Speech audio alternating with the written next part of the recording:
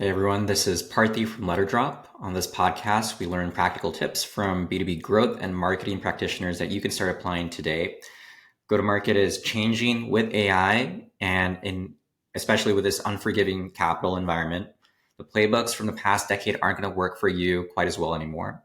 We believe the future of revenue is inbound, and we're here to help you navigate this new go-to-market motion.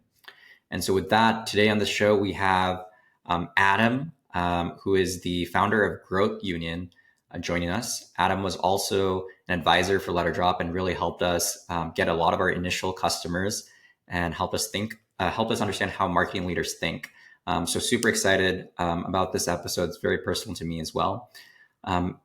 With that, I'll pass it over to Adam. Do you want to introduce yourself and tell us a little bit more about what you're doing today and a little bit about your past and how you got here? Yeah, thanks. Super excited to be on. And it's nice to chat with you again. So my background, I've been in B2B marketing, SaaS for probably 15 plus years.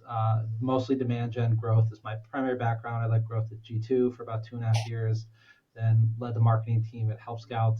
And the past year and a half was advising, consulting full time, different early stage startups. And this past December launched a agency really that's founded with the idea that most agencies are not great, and I know this kind of from the person having hired a bunch of agencies in the past, and so we wanted to build an agency that was a little bit different, that's filled with people who've actually been in the seat, who have helped scale companies, and so we put together a team of people who've been in the seat executing different campaigns, growth, you name it, from companies like Ramp, HubSpot, Gong, all these different people with amazing experiences. So when we work with companies, we're not just giving them a junior account manager to say like, oh, here's your paid person who's got a year and a half of experience. And so yeah, it's been going really good so far. Amazing.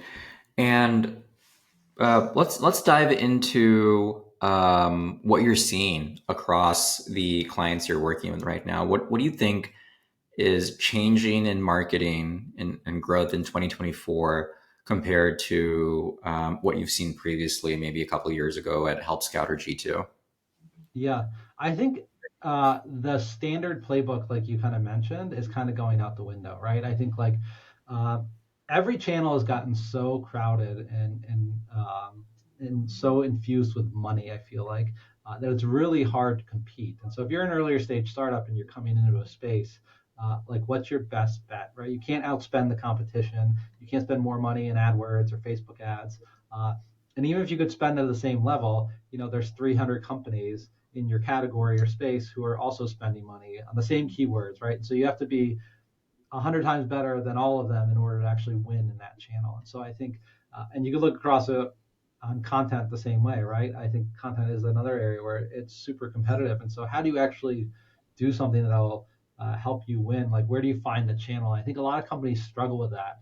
And I think the way they're doing it is the companies that are doing it well are just rethinking the channels, right? It's like, I don't have to play by the traditional game in terms of content or whatever it might be, paid. We're just going to do it in a very specific, non-traditional way. And so like that could mean your creative is very different. It could mean your offer is very different. It could mean your content is nothing more than a podcast and your distribution channels are LinkedIn, right? Like I think figuring out like where you have an opportunity to stand out is really the biggest thing. It's super crowded in the marketing sense in terms of the channels you're going into, but it's also super crowded from a buyer perspective, right? Like, this probably better than anyone, Parthi. Like, how many emails do you get on a daily basis that are cold emails, someone trying to sell you, or LinkedIn messages, or Twitter DMs, or whatever it might be, right? Like hundreds probably in any given week that you're getting crushed with.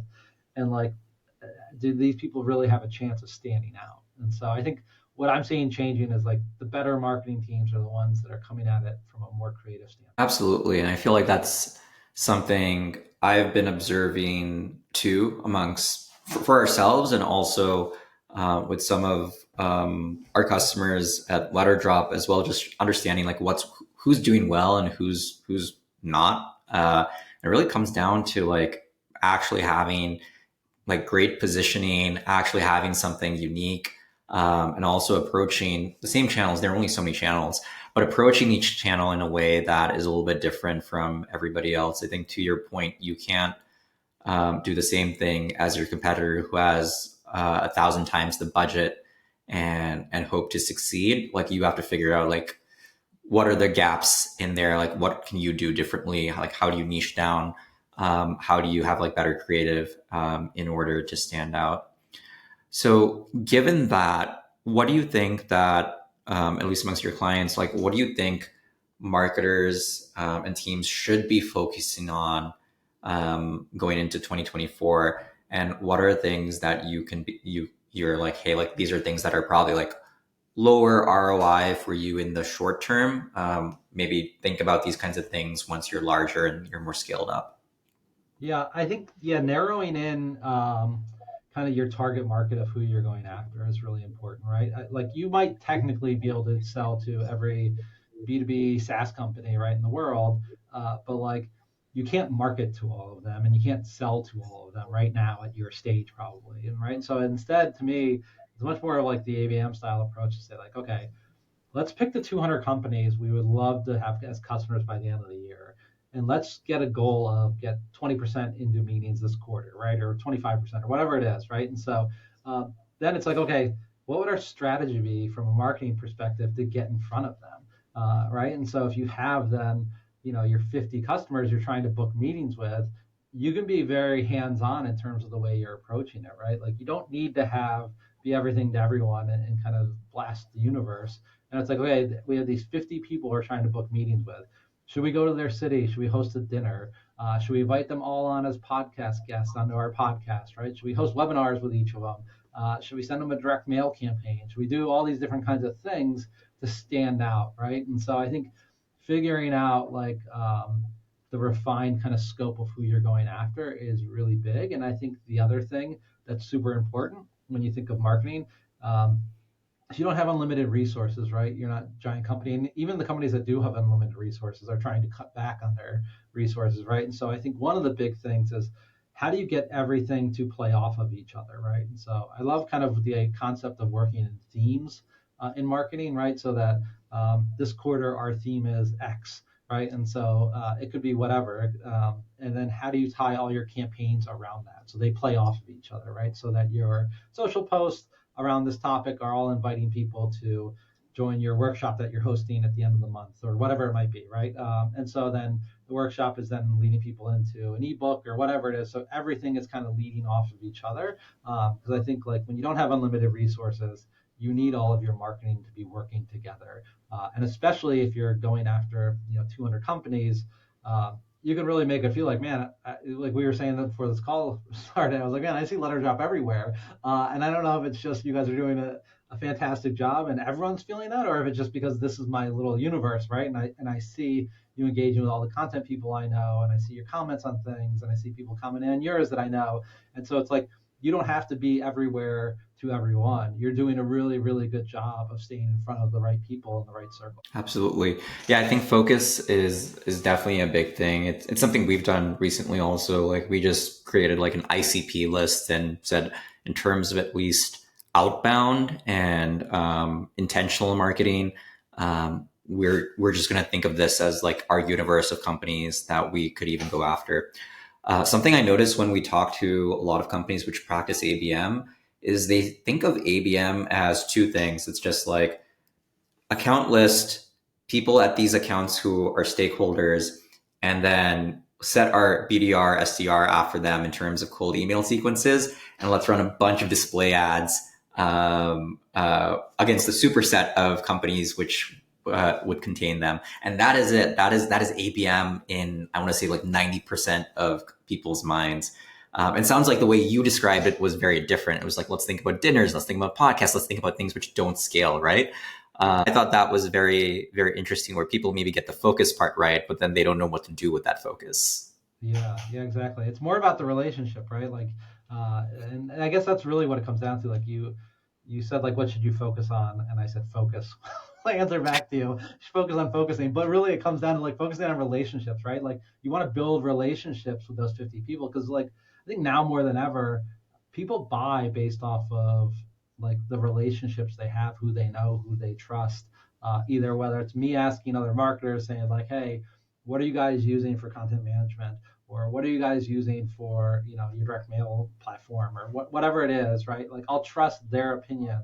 I'm not just blindly going to Google and searching, right? And then you'd be like, this looks good, I'll buy this, right? I'm always asking other people. But also, I also trust, I shortlist the companies I know because of the people I trust that I see posting on LinkedIn. I might not have any relationship with them at all, but I know enough about their company from seeing people post that it's like, oh, if I was going to go with something, I would definitely consider them, just because I've seen all their posts. And I feel like they know what they're talking about and they seem smart. Absolutely. And I feel like that's actually something that's really interesting, sort of as a founder who sees like both ends of the spectrum.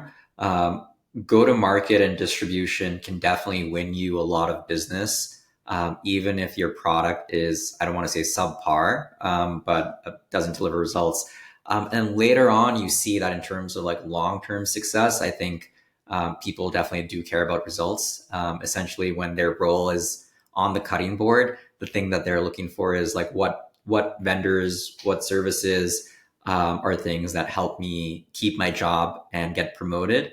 Not necessarily just the stuff that I kind of like heard of from a friend, because otherwise I go into communities like Pavilion or similar, and I feel like a lot of people just like talking about the most popular tools at a very high level, as opposed to like, hey, like what's going to really work for you. And I think those kinds of things are going to come from people who've actually like used things, have experience. To your point, and like what you're doing with Growth Union, somebody who's actually been in the driver's seat, as opposed to like, let's just be influenced by a lot of like really high level stuff. Yep. Um, If you're just buying the same tech stack as everyone else, like expecting, there's nothing magical about the tech stack that you're using necessarily, right? It's again, to your point, it's like, how is this going to help me with my business and my business goals that I have and the marketing strategy? If you don't have that part like nailed down, that you know what you're plugging into, like bringing in any platform is really not going to work. Exactly. Like I tell our customers too, like letter drop is not going to be successful unless you actually have good strategy backing this. Like, what's the point of automating stuff or making things quicker when there's no like sound product marketing or any of that to feed into any of this content, for example. Yeah. Speaking of, we're talking about all of these companies doing things wrong. Tell me about some great examples of marketing you've seen recently. Yeah. Um, I think two examples I'll give you. Um, One is hockey stack. I feel like, and I don't know if again is it just my circle, but man, I see can't get away from hockey stack. They're everywhere, right? But like actually, the content they're putting out there and the posts I see and what they're putting out there is actually very valuable. It's interesting content. It's starting discussions. So I just feel like everywhere I turn, I'm seeing people posting about hockey stack or talking with people from hockey stack or they're on podcasts, and so I just think they're doing a great job of like felt like kind of coming out of nowhere, and now I see them everywhere. And I think they just partner with Exit 5 and DG. I think this week I saw like him post his like sample dashboard of like you just get a real feel for what like you could use in the product. And so there's some cool things I think that they're doing. And then the other one, Winter, which is like a messaging testing platform. And I know the team over there and stuff, so I'm slightly biased, but he did like a survey using the platform on the way people actually buy software, right? And started producing like reports around the survey. And they also do a good event that's more like, I don't know what the right word, like a boutique type of event in Austin every year, where it's not 1,000 people, it's limited to 200 people. It's more like table style networking focused. And so just see a lot of buzz around the stuff they produce as well. And it's a super small team, right? And so I think that's one of the things is like, I don't think either one has like enormous budgets or enormous teams that they're actually executing any of this stuff. Yeah, let's actually dig deep. So I'm friend. I love both of those companies. Friends with Bugra and Emir at Hockey Stack, and I've met Pep a couple of times when he's visited San Francisco for SaaStr and whatnot. Would love to dig in deeper and understand like, okay, companies without massive budgets having an outsized impact using the exact same channels as everybody else, like LinkedIn or video or websites or what have you. And so what do you think it is that or at an abstract level, what do you think it is that these companies are doing that makes them stand out in these like otherwise what people would normally say are commoditized channels? Like I know a lot of CEOs or like CMOs, if you were to tell them like, oh yeah, like you should try LinkedIn, and they're like, oh no, like LinkedIn is saturated. I've heard that like impressions are declining. And then here we are in 2024, and you can name examples of companies which are making it work, right? So there's clearly some sort of like misalignment between what these these marketing leaders, these CEOs are thinking versus like what is actually possible. Any thoughts on that? Yeah, I think one thought is um, they have people, right? Like people want to engage with people. I don't really care about engaging with the hockey stack company page, right? Like, and so I think when I think of those companies, I actually think of the people that work there that are posting about it, right? And so I think one of the biggest things is like you can't be afraid to be kind of the face of the company. And like you're a good example, right? Because I know our conversations in the past, like we talked about this early days of Letter Drop of like, hey, like this is an opportunity and like people are going to want to engage with like you, Parthi, and understand like what your opinion is on it, right? I think so. That's number one. Number two, I think they identify what's valuable and interesting to their buyers, and it doesn't always have to be directly about your product, right? It can be under these kind of content pillar ideas, and those are the main things you talk about. But like, what's an interesting take on something? What's an opinion you have on something, right? And I think that's the other thing is like neither of those companies are afraid to have opinions on things or have a stance on something about the way you should be doing something or the way you shouldn't be doing something. And so by doing that, it makes the content more engaging and more interesting, right? And so as much as like you could say like LinkedIn's dead, it's dead for boring content, right? But if you're putting out like actually interesting content that sparks a conversation, like that is valuable. That is something that people will always want to engage in, right? And so I think as long as your buyers are on those channels, like yeah, I think figuring out like how do we have a unique take on something and not a unique take from the sake of just having like a hot take kind of thing, but like how do you consistently talk about something or how do you add value on something? Like the buying report is a great example. It doesn't really have anything to do with like message testing on your website necessarily. It's more just like how people buy software today and like who do they trust and what are the things they look for and the channels they go through. But that's something that's super valuable to VPs of marketing that want to see like that data to be like, oh, that's interesting. Like I would love a copy of that report, right? And so by doing that, you're elevating the brand in the minds of those people. Absolutely. And um, I feel like what's important here is a to your point, like people want to buy from people. I think a lot of us are influenced by like very large brands and think like, oh yeah, like people see SEMrush or Mailchimp or Klaviyo or whatever, and they think like the brands. You can't think of a person. And very early stage founders or marketers think like that's what they need to be replicating, as opposed to understanding like, hey, like you need to zig when others are zagging and to really stand out.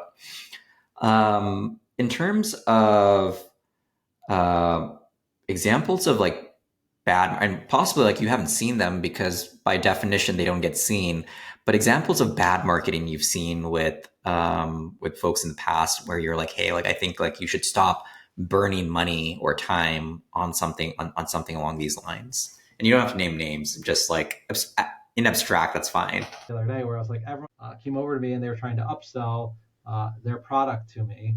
And they basically said like, oh, well, you wasted $100,000 at this event. Like, so you shouldn't have a problem spending $60,000 on this version of the product. We'll be able to deliver much better results.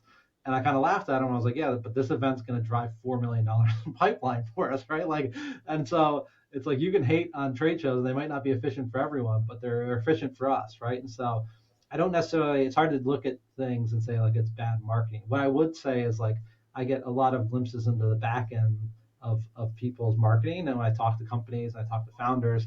And I think one of the biggest things is when you can't tie what you're doing in some way into how it's impacting kind of the end result. That's bad marketing, right? Like if you are just blindly doing something because we've always been doing it, or you're not really sure the impact it's having, and you can't speak to it or anything like that. Like that to me is bad marketing. It's not necessarily like, you know, I might have my own opinion of like, do webinars feel outdated? Would I attend one? Like, no, probably not. But there are people who attend webinars, and so it depends a little bit the vertical and who you're selling to. But I would say bad marketing is the one where you can't tie it into the end result, which is ultimately like revenue, right? And so it doesn't always have to be a direct line, but you have to be able to show, here's how we actually think it's impacting it, right? So if you're posting a ton on social and you have a strategy around it, like, okay, that's hard to quantify, especially early on, but at least set the benchmark to say like, hey, by 6 months, we're going to start measuring like, are we feeling a lift or seeing a lift in inbound organic, right? Like, are we capturing it through form fields of like how people hear about us and they all say LinkedIn, right? Like those are the things I think you can start to see and measure. So I'd say bad marketing is the ones you're not measuring. Absolutely. That's very pertinent to us at Letter Drop over here. I feel like since we work with a lot of organic channels, people are just like really terrible with attribution, or they do attribution to vanity metrics and justify what they're doing. And at the end of the day, like your board doesn't care. When it comes to like layoff season, they're just like, okay, I don't understand how this ties back. And so I encourage everybody to set up sort of like free form fields. Like let people tell you like how they're finding you. Don't let them pick from a drop down where they're going to lie to you. Feel free to ask about it in sales calls. And then we're also building a bunch of tooling to at least directionally help companies understand like what are the accounts consuming different pieces of content across LinkedIn, across your website. And do they actually end up in your HubSpot or Salesforce and become like closed won revenue? On that note, we're talking a lot about marketers sort of like doing the right thing. Insane number of layoffs, rifts over the past 9 months. And we've talked about a lot of old playbooks not working. What's your advice to a marketer or like a marketing leader on what they need to like rethink right now if they want to like actually produce like great results and not get impacted and find themselves in a bad situation sometime this year? Yeah. When you said layoff season, I was like, oh, is this a season? Is this an annual season? Honestly, like at this point, it feels like that. I would say don't be afraid. And obviously, there's lots of situations where it's like out of your control, but like don't be afraid to have the conversation. So, like right now, if you don't know the number that will get you fired, you should ask what that is. And so, like, you should say, like, if I work for you, I'd say, like, Parthi, what's the number in a year from now that if you look at it and we're not hitting it, I'm going to get fired in my role. And you might say, like, hey, you're managing content, so really like we care about like how many organic signups we're going to get or whatever it is, right? And so then I think it's like, okay, can you measure that today? And then I think have a conversation like be like, hey, I can't actually see that visibility all the way through, but like here's how I'm going to measure this, and get buy-in from you to say like, okay, here's how we're going to measure this. Does this make sense? Have that conversation, right? And like it's okay if you don't know it now. Don't like I think people are afraid to like have that conversation because they're afraid it's going to show like we have no idea how this is impacting things today, and so they kind of just hope no one will realize it and be like, we'll just avoid this, and then nobody will realize that we have no way of measuring whatever we're doing, right? And so I think no matter what role you're in, you should understand like how you're doing, what you're doing, how it's impacting revenue, because like ultimately when you make those decisions, and they're not easy decisions to make unless it's like a massive company where you're just a name on a spreadsheet type of situation, I think people prioritize based off of what would be least impactful to revenue, right? Because like everyone's trying to get efficient, and if you've shown, hey, we're actually touching 40%, 60% of the revenue that happens or opportunities, sales opportunities actually engage with our content, they might think twice about like just laying off the person who's producing all that content. It's like, well, this is clearly having an impact. Here's how we're measuring it. And especially if they've bought into like the idea of this is how we're going to measure it, I think it makes it harder to make those decisions, right? And so I would say I would have those conversations with like your CFO or your CEO to say like, hey, I really want to make sure I'm aligned to the business. Like no CEO in the world, I think would be upset at you to say like, I want to make sure I'm aligned to the business outcomes this year, and then marketing's being the most efficient we can. So like, here's how I'm thinking about it. Is this how you're thinking about it? And then here's how I'm going to try to measure it. Does this make sense to you as well, right? And like have that conversation with them. Yeah, I think a lot of like, unfortunately, a lot of marketers kind of like shy away from tying themselves to pipeline or revenue. I think it's becoming more popular to do that over the past 6 months. I think even in our sales conversations, if you ask people like, what's your KPI? What are you metriced on? Half a year ago, 9 months ago, they would have given us a vanity metric. Today, we're seeing a lot more people actually say that, yeah, I'm actually metriced on at the very least some sort of like lead goal, but ideally some sort of like pipeline goal.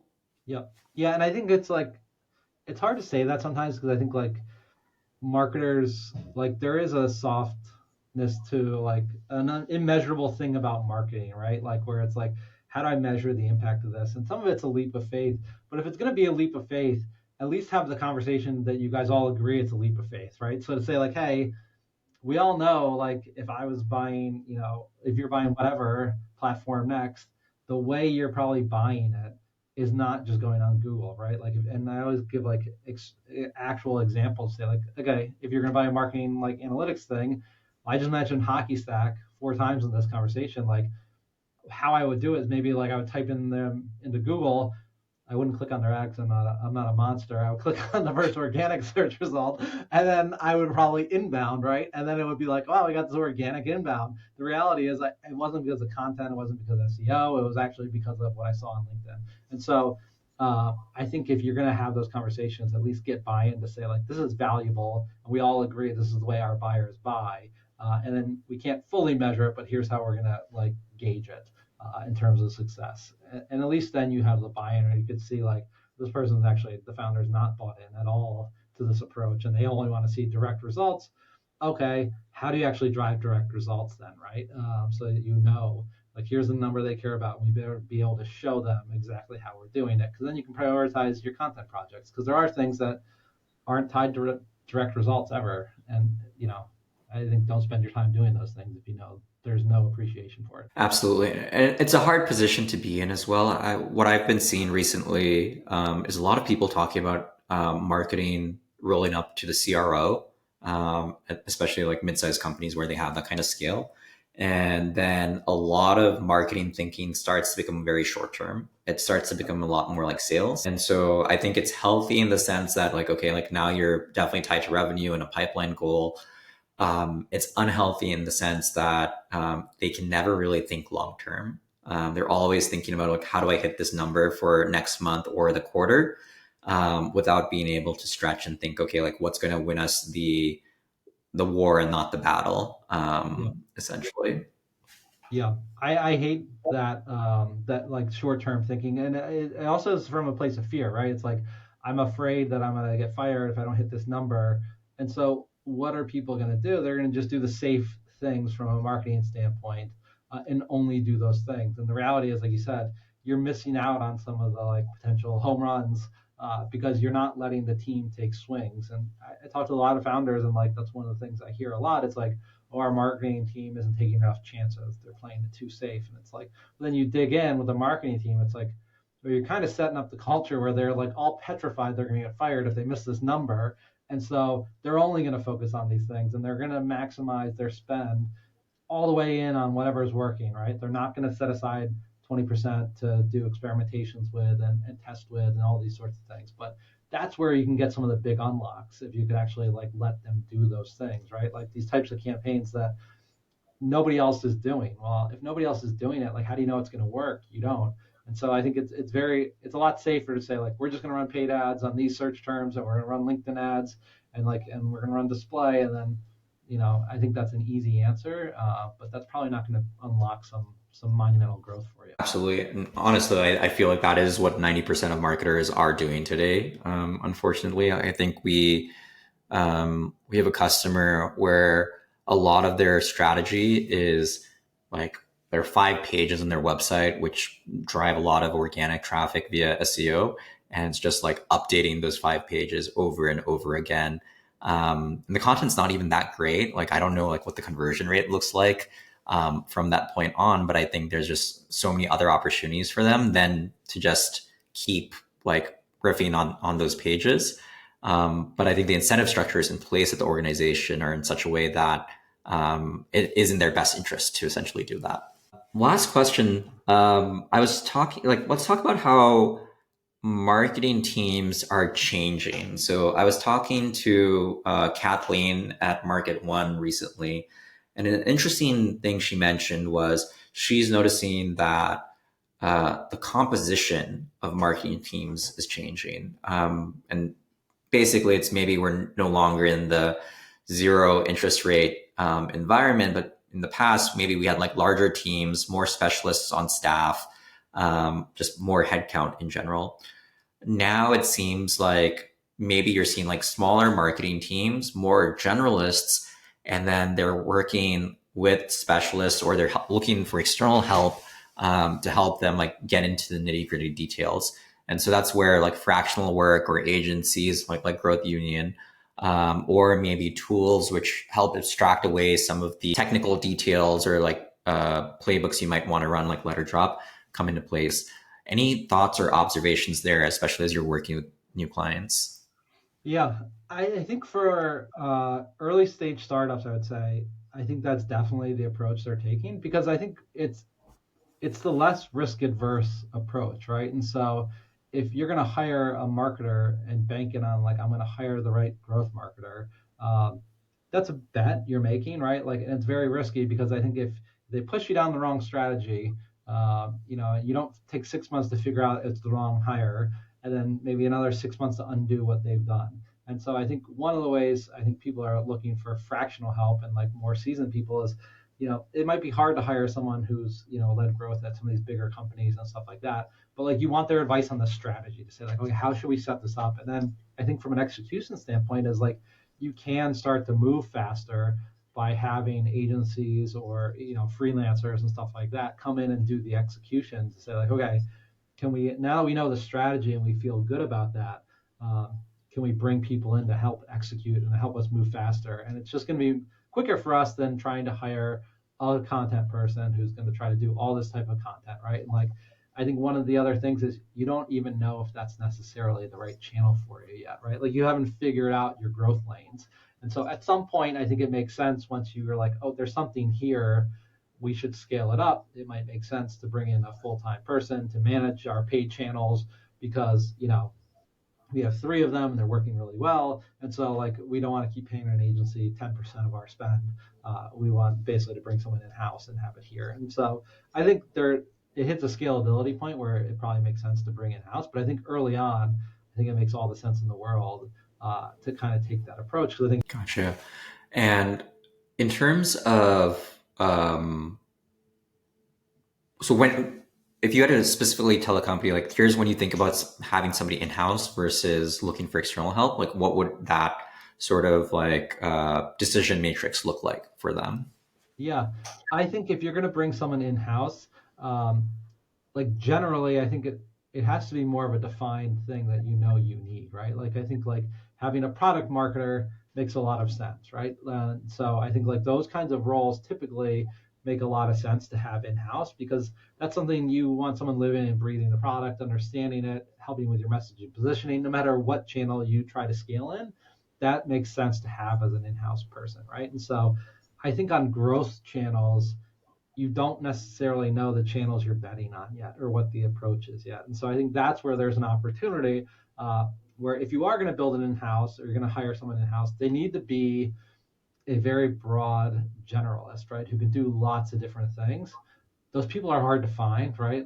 People who are good at doing those kinds of things, or you kind of have to take the risk of hiring someone junior who's a little bit hungrier and wants to join an early stage startup to help you do all this stuff, right? Because the reality is like, if they've done it already at a company and done it successfully, they're probably not jumping back into it, right, at a Series A again, startup, right? They've probably scaled the team, they've grown it, they've done all these things. And so that's where I think it makes sense to potentially bring in an agency to help you figure out, like, where should we be growing, or bring in a fractional leader to say, like, hey, this person's got experience in our space.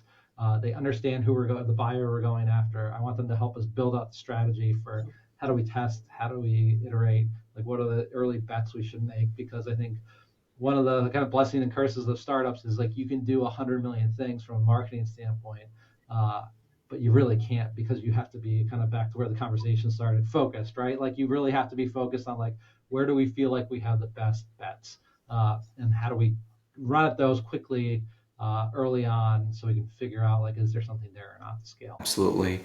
Adam, this was a really great conversation. I'm sure there's lots of both marketing leaders as well as founders who found this incredibly helpful, and hopefully some of them can reach out to you at Growth Union. What's the best place for people to find you online or reach out to you? Yeah, you can find me on LinkedIn, or if you go to Growth Union, you can find more information there. Absolutely. Cool. Thank you so much for joining us today, Adam, and looking forward to talking shop with you again as Yeah, Growth Union scales. awesome. Love the conversation. Thanks, Parthi.